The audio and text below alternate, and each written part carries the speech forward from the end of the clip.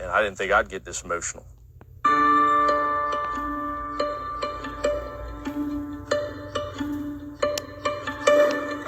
It's been very difficult seeing elected officials and other individuals kind of whitewash the events of that day or downplay what happened.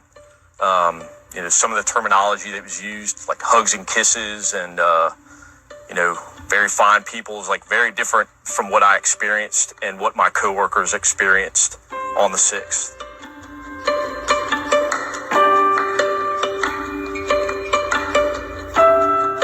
It was a zero threat. Right from the start, it was zero threat. Look, they went in, they shouldn't have done it. Some of them went in and they're hugging and kissing the police and the guards. On January 6th, I never felt threatened because I didn't. And mainly because I knew that even though those thousands of people there were marching to the Capitol were trying to pressure people like me to vote the way they wanted me to vote, I knew those are people that love this country, that truly respect law enforcement, would never do anything to break a law. And so I wasn't concerned. Now, had the tables been turned, and Joe, this got me in trouble. Had the tables been turned and President Trump won the election, and those were tens of thousands of Black Lives Matter and Antifa protesters, I might have been a little concerned. I experienced a group of individuals that were trying to kill me to accomplish, their goal. And I think that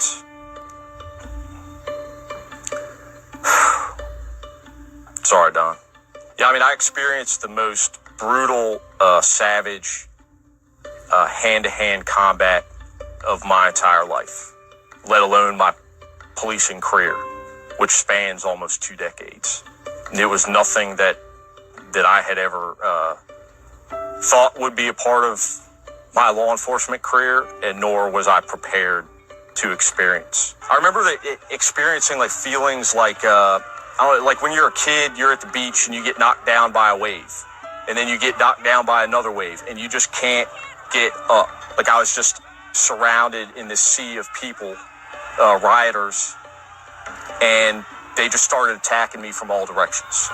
Guys were, ripped my badge off, ripped my radio off, started grabbing at my firearm, trying to grab, ammunition magazines from my belt.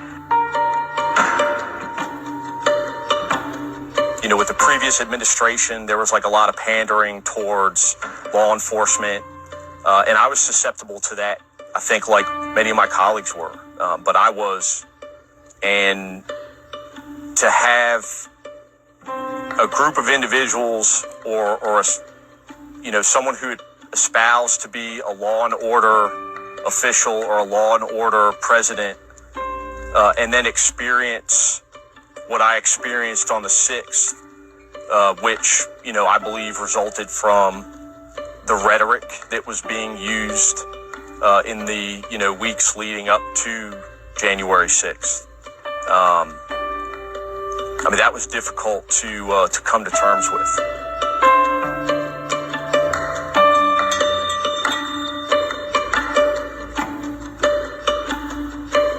Do you want them to release your body-worn camera video? Absolutely. I can't say it in stronger terms. I don't know how you can watch my body-worn camera footage and deny that January 6th was anything other than violent and brutal. It didn't happen in a movie studio in California. And a lot of police officers who, to me, are, some of the most selfless, courageous individuals almost lost their lives that day. A lot of us are still experiencing the emotional trauma. And some are still grappling with physical injuries as well. But those 850 MPD officers are heroes.